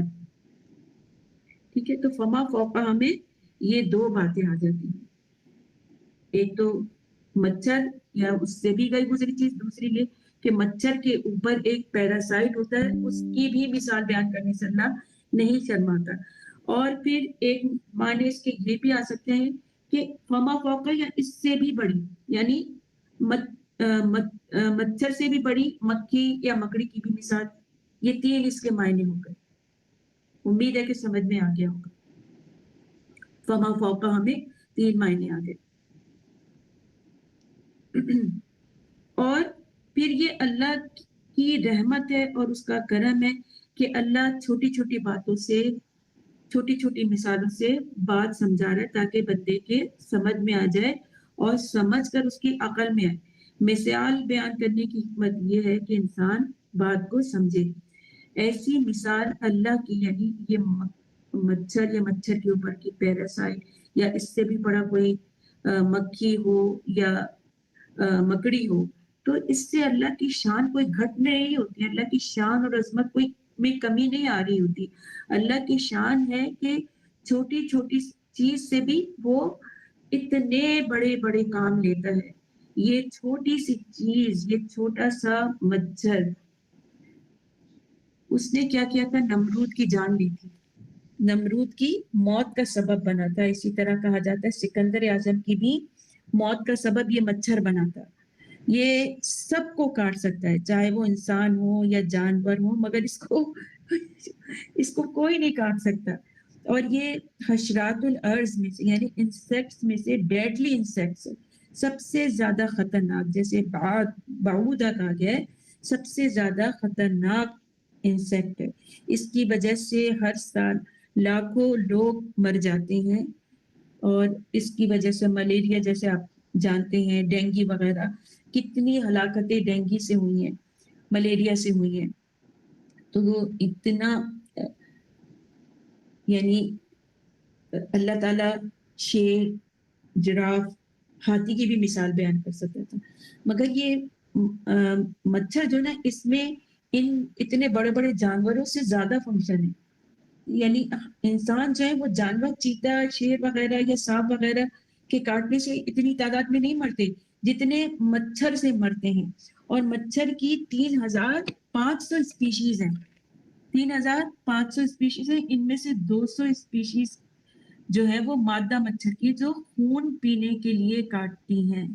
مادہ کی غذا جو ہے وہ خون ہے, اور نر پھولوں وغیرہ سے اپنی غذا حاصل کرتا ہے. اور مچھر میں کچھ ریسیپٹرز ہوتے ہیں جس سے وہ ارد گرد کے ماحول اور حرارت کو بھاپ لیتے ہیں, اور ان کے لیے آسان ہو جاتا ہے کہ وہ ایک تاریک کمرے میں بھی انسان کی جو وینز ہیں, جو آرٹریز ہیں, ان کو تلاش کر لیں, اور مچھر کے درجہ حرارت ہے نا, اس کو بھاپنے کے لیے اس میں بڑے سینسیٹیو قسم کے ریسیپٹرز ہوتے ہیں. اور ان ریسیپٹرز کے ذریعے اندھیرے میں بھی وہ انسان کی رگوں پر ایسی جگہ بیٹھتا ہے جہاں سے اس کو پتا ہوتا ہے کہ یہیں سے اس کو خون ملے گا, اور وہاں سے وہ پرک کرتا ہے. اور اس کے پرک کرنے کا بھی ایک بڑا ہی ایک عجیب سسٹم ہوتا ہے. خون چوسنے کے لیے جو ہے مچھر اپنے شکار پر اترنے کے بعد سب سے پہلے اپنے ہونٹوں کی مدد سے جگہ تلاش کرتا ہے, اور ایک نالی کی شکل میں جبڑوں کے ساتھ ایک نالی جڑی بھی ہوتی ہے, اور مچھر سرنج کی شکل کا ڈنک جو ہے وہ اس جگہ پر, اس غلاف پر مارتا ہے, اور وہاں پر ایک غلاف چڑھا دیا جاتا ہے. خون چوسنے کے عمل کے دوران جو ہے وہ اپنی نالی کو کھال کے چھیدنے کے لیے اندر داخل کرتا ہے, اور اس طرح سے پھر وہ خون چوستا ہے. جب مچھر ڈنک یعنی کٹی ہوئی کھال کے اندر داخل ہوتا ہے تو یہ خونی وریدوں یا رگوں تک پہنچ جاتا ہے, اور چھیدنے کا عمل یہاں ختم ہو جاتا ہے. اب یہ مچھر کے لیے خون چوسنے کا وقت ہے. اور اب مچھر جیسے یہ پرک کرتا ہے, اس کا جو ایک خاص قسم کا ڈنک ہوتا ہے, تو انسانی جسم سے پھر کیا ہوتا ہے کہ خمیر, ایک الگ سے مادہ نکلتا ہے جو کہ وینز کو اس جگہ سے بند کر دیتا ہے. تو اس میں مچھر کے لیے ایک مسئلہ کھڑا ہو جاتا ہے. تو اس جگہ پر جو ہے وہ انسان ایک فوراً ایک لوتھڑا سا خون کا بنا لیتا ہے, لیکن مچھر, تاکہ مچھر خون نہ چوس سکے, لیکن اس سے قبل ہی مچھر خون چوس چکا ہوتا ہے. یہ اپنے جسم سے رسنے والی ایک خاص مائع کو اس جاندار کے جسم میں ٹیکے کی مانند اس مقام پہ پہنچا دیتا ہے جہاں اس نے ڈنگ مار کر جگہ کاٹی ہوتی ہے. اور یہ جو کیمیائی خمیر کو وہ جو انسان بناتا ہے نا, اس کو بے اثر کر دیتا ہے, اور پھر وہاں سے وہ خون چوس لیتا ہے. تو یہ اس کے خون چوسنے کا عمل ہوتا ہے. اور اس طرح سے بعودتن کا کیا بتایا تھا آپ نے, ذرا سا بتا دیں گی؟ موزی, ہر موزی مرد, ہر موزی جانور, اور اس میں سب سے پہلے اللہ تعالیٰ نے مچھر کو بتایا. ٹھیک ہے, بعوضہ مچھر سمجھیں آپ, اس میں آپ پریشان نہ ہو, اس کو صرف آپ مچھر لیں. اور مچھر کی جو تخلیق ہے نا, وہ انسان سے بھی پہلے کی ہوئی ہے اس زمین پر. کہا جاتا ہے کہ 1 کروڑ سال پہلے جو ہے وہ مچھر رہا ہے اس زمین پر, اور بعض سائنسدان کہتے ہیں کہ مچھر 2 ارب سال پہلے موجود تھا.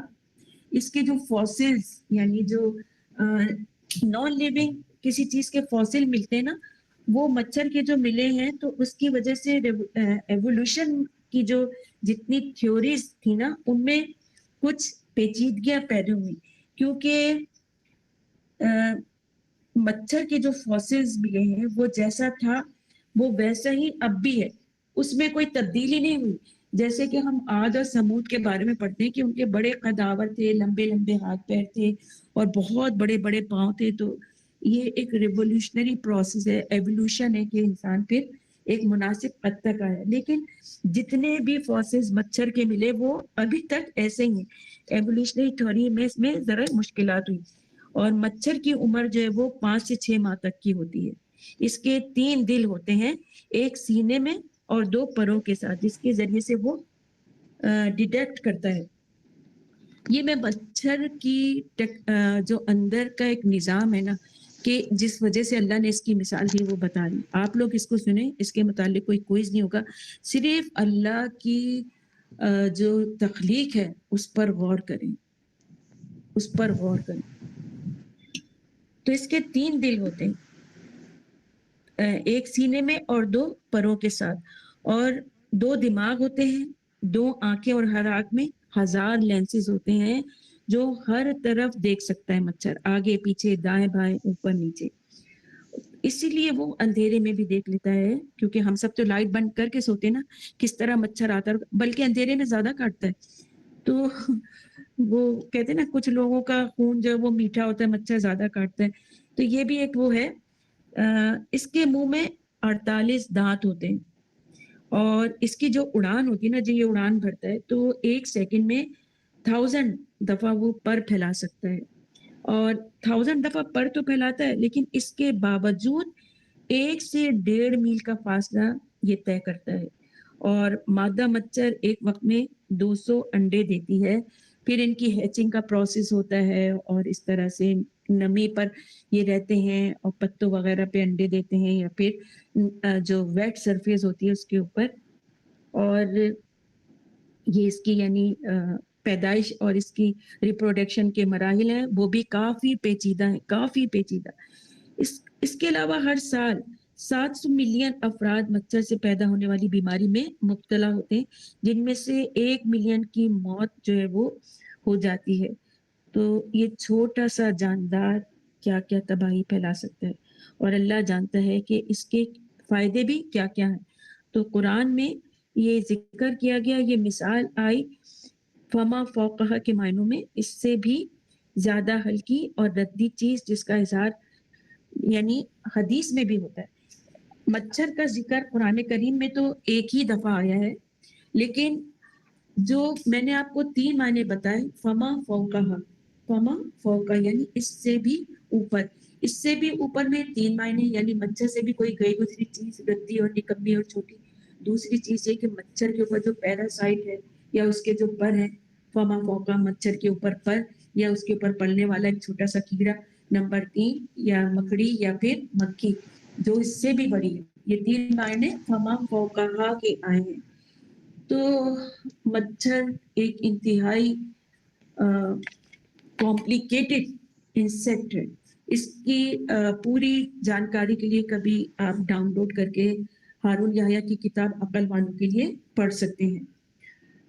تو فما فوقہ یہ جو بیان کیا گیا نا کہ اس سے بھی ردی اور نکمی چیز، اور تو اس میں ایک حدیث میں بھی آتا ہے، حدیث میں بھی آتا ہے کہ رسول صلی اللہ علیہ وسلم نے فرمایا کہ دنیا کی قدر اللہ کے نزدیک ایک مچھر کے پر کے برابر بھی نہیں ہوتی. اگر یعنی دنیا کی قدر اللہ کے نزدیک ایک مچھر کے پر برابر بھی ہوتی تو کسی کافر کو ایک گھونٹ پانی نہ پلاتا. یعنی یہ ساری دنیا مچھر کے پر بھی برابر نہیں ہے. یعنی اگر اتنا بھی ہوتا نا کہ مچھر کے پر کے برابر بھی یہ دنیا ہوتی تو اللہ جو ہے وہ کسی کافر کو پانی کا گھونٹ بھی نہ دیتا. یعنی اس سے بھی گئی گزری ہے دنیا. اور اللہ تعالیٰ اپنی نعمتیں دے کے بے نیاز ہو گیا کہ اس دنیا کی تو کوئی اہمیت ہی نہیں ہے، ہر ایک کو نواز ہے. جیسے کہ ہم نے سورہ فاتحہ میں پڑھا تھا رحمان اور رحیم، کہ رحمان کیا ہے کہ بے نیاز، ہر ایک کو، ہر ایک کے لیے رحم کرنے والا اور اپنی نعمتیں دینے والا. تو اتنی حیثیت ہے اللہ کے نزدیک کہ مچھر کا پر بھی دنیا کی مقابلے میں کچھ نہیں. ٹھیک ہے, تو کیا ہے کہ اللہ کے نزدیک ایک مچھر کے پر کے برابر بھی ہوتی تو کسی کافر کو ایک گھونٹ پانی نہ پلاتا. یعنی یہ ساری دنیا مچھر کا پر بھی نہیں ہے جس کے پیچھے ہم اتنا بھاگ رہے ہیں, جس کی محبت میں ہم اتنا گرفتار ہیں. اسی طرح مچھر کے پر کے بارے میں صحیح بخاری میں ایک اور مثال ہے. رسول صلی اللہ علیہ وسلم نے فرمایا بلا شبہ قیامت کے دن ایک بہت بھاری بھرکم موٹا تازہ شخص آئے گا, لیکن وہ اللہ کے نزدیک مچھر کے پر کے برابر بھی کوئی وزن نہ رکھتا ہوگا. یعنی اللہ کے نزدیک مچھر کے پر سے بھی زیادہ حقیر ترین ہوگا. یعنی اس نے جو بھی نیکیاں کی ہوں گی دکھاوے کے لیے, ریاکاری کے لیے, یا جو بھی اس کے گناہوں کا بوجھ ہوگا اس نے اس کو اتنا ہلکا کر دیا ہوگا کہ اس کی حیثیت مچھر کے پر کے برابر بھی نہیں ہوگی. تو یہ ہے مچھر کی مثال. اور اللہ تعالیٰ نے فرمایا آگے کہ یہاں تک آپ لوگوں کو سمجھ میں آ گیا. فما فوقہا, جو کہ مجھے لگ رہا ہے کہ ٹیکنیکل ہے, سمجھ میں آ گیا لکھ رہا. ٹھیک ہے. اب کیا اللہ تعالیٰ فرما رہے ہیں فَأَمَّا الَّذِينَ آمَنُوا, تو رہے وہ لوگ جو ایمان لائے, فَيَعْلَمُونَ, وہ جانتے ہیں أَنَّهُ الْحَقُّ مِن رَبِّهِمْ, کہ وہ حق ہے اللہ کی طرف سے. اللہ کی طرف سے یہ جو مثالیں دی گئی ہیں, اللہ تعالیٰ نے جو بھی مثال دی ہے, اللہ نے جو بھی بات بتائی ہے وہ کیا ہے, وہ حق ہے, وہ سچ ہے. اور ایمان والے اس پر ایمان لے آتے ہیں فوراً. اللہ کسی بھی چیز کی مثال بیان کریں تو اہل ایمان کہتے ہیں کہ وہ حق ہے اور وہ سچ ہے, کیونکہ اللہ کی مثالیں جو اللہ تعالیٰ دیتا ہے, تو سلف صالحین فرماتے ہیں کہ جب میں قرآن کریم کی کسی مثال کو سنتا ہوں اور سمجھ نہیں سکتا تو مجھے رونا آتا ہے, کیونکہ اللہ تعالیٰ نے فرما دیا ہے کہ ان مثالوں کو صرف عالم ہی سمجھتے ہیں ان مثالوں کو. تو ایمان والوں کا مثالوں سے ایمان بڑھتا ہے, عقل بڑھتی ہے. قرآن کریم میں آتا ہے وَتِلْكَ الْأَمْثَالُ نَضْرِبُهَا لِلنَّاسِ لَعَلَّهُمْ يَتَفَكَّرُونَ, کہ یہ مثالیں ہیں جو ہم بیان کرتے ہیں لوگوں کے لیے شاید کہ وہ غور و فکر کریں, تفکر کریں. اسی طرح قرآن کریم میں آتا ہے وَتِلْكَ الْأَمْثَالُ نَضْرِبُهَا لِلنَّاسِ وَمَا يَعْقِلُهَا إِلَّا الْعَالِمُونَ, کہ ہم یہ مثالیں بیان کرتے ہیں ان لوگوں کے لیے, ان لوگوں کے لیے جو کہ عقل رکھتے ہیں, اہل علم کے لیے. تو قرآن کریم کی آیات کچھ لوگوں کے لیے آزمائش ہوتی ہے, ان کے لیے حیرت ہوتی ہے, ان کے لیے گمراہی کا سبب ہوتی ہے. تو مثالیں مجاہد کہتے ہیں رحمہ اللہ کہ مثالیں چھوٹی ہوں یا بڑی ہوں, ایماندار پر اہل ایمان جو تھے ایمان لاتے ہیں اور انہیں حق جانتے ہیں اور ان سے ہدایت پاتے ہیں. اہل ایمان ان مثالوں سے ہدایت پاتے ہیں اور انہیں اللہ کا کلام سمجھتے ہیں. اور یعنی مومن اس مثال کو اللہ کی جانب سے حق اور سچ سمجھتے ہیں اور کافر باتیں بناتے ہیں. جیسے کہ سورہ مدثر میں آتا ہے کہ وما جعلنا اصحاب النار, کہ ہم نے آگ والے فرشتوں کی گنتی کو کفار کی آزمائش کا سبب بنا دیا. جہنم میں جو فرشتے ہوں گے, دروغہ ہوں گے, وہ کافروں کے لیے ایک آزمائش بنا دی. 19 دروغہ ہوں گے تو وہ کہتا تھا ابو جہل کہ 2 سے تو میں نمٹ لوں گا, اور ایک پہلوان کہتا تھا کہ باقی کو تو میں مار دوں گا. تو یہ جو اللہ نے مثالیں دی اور یہ جو گنتیاں بتائیں, یہ سب کیا ہے, کافروں کے لیے ایک آزمائش ہے. اور اہل کتاب یقین کرتے ہیں اور ان کے ایمان میں جو ہے وہ علم میں اضافہ ہوتا ہے. تو ہدایت کا سبب بنتی ہیں یہ مثالیں ان لوگوں کے لیے. اہل ایمان کے لیے ایمان بڑھتا ہے, زیادت ہوں ایمان بڑھتا ہے ان کے لیے, لیکن بیمار دل اور کفار کہہ اٹھتے ہیں کہ اس مثال سے کیا مراد ہے, یہ تو ہمیں سمجھ میں نہیں آئی. اور اللہ ایسا ہے کہ ان چھوٹی چھوٹی چیزوں کی مثال دیتا, اور اس قرآن میں جسے بڑی عظمت والی کتاب کہا گیا ہے, اس میں جو اللہ تعالیٰ مثال دیتا ہے, تو اسی طرح اللہ تعالیٰ جسے چاہے گمراہ کرتا ہے اور جسے چاہتا ہے اللہ تعالیٰ ہدایت دیتا ہے، کیونکہ تیرے رب کے لشکروں کو اس کے سوا کوئی نہیں جانتا۔ تو یہاں بھی اب دیکھیں تقابل آ گیا نا کہ عقل کے ساتھ آیات کا مقابلہ مومن نہیں کرتا، اپنی عقل جو ہے وہ آیات کے ساتھ نہیں لڑاتا۔ کیوں؟ کیونکہ وہ جانتا ہے کہ جو کچھ اللہ نے کہا ہے وہ سچ کہا ہے اور حق کہا ہے۔ تو یہاں بھی ہدایت جو ہے وہ ہدایت و دلالت کو بیان کرتی۔ ہدایت یعنی جن کو اللہ چاہے ہدایت دیتا ہے، تو وہ ہدایت جو ہے وہ کون سی ہدایت ہے؟ ہدایت بھی دو طرح کی نا، ہدایت ارشاد یعنی اللہ تعالیٰ نے مومنوں کے لیے جو قرآن میں بیان کیا وہ کیا ہے؟ ہدایت ارشاد، اللہ نے بیان کر دی۔ ہدایت دلالت، ہدایت ارشاد۔ اور دوسری ہدایت کیا ہے؟ وہ ہے ہدایت توفیق۔ کسی کا مائک کھلا ہے پلیز مائک بند کر لیں۔ دوسری ہدایت کیا ہے؟ ہدایت توفیق، یعنی اب جب اللہ تعالیٰ نے بیان کر دیا وہ کیا ہے؟ ہدایت بیان یا ہدایت ارشاد۔ اور اس ہدایت بیان پر کوئی عمل کرتا ہے تو وہ ہوتی ہے ہدایت توفیقی۔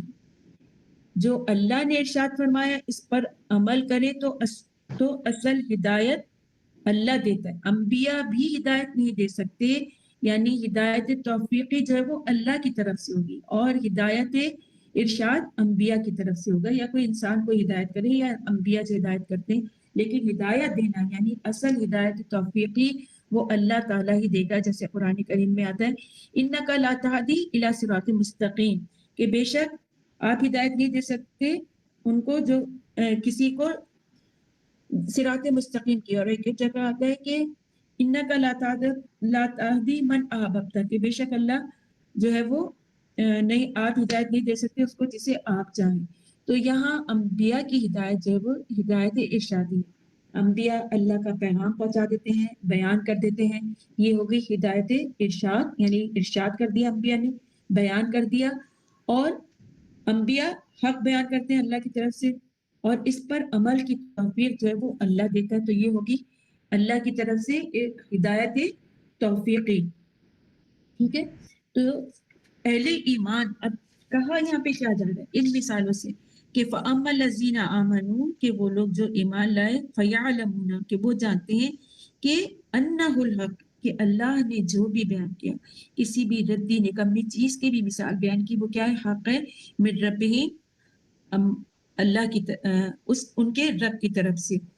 وَأَمَّا الَّذِينَ كَفَرُوا، اور جن لوگوں نے کفر کیا، فَيَقُولُونَ، وہ کہتے ہیں مَاذَا أَرَادَ اللَّهُ بِهَذَا مَثَلًا، کہ آخر اس سے کیا مراد ہے؟ اللہ کی مچھر کی مثال کیوں دی ہے اللہ نے؟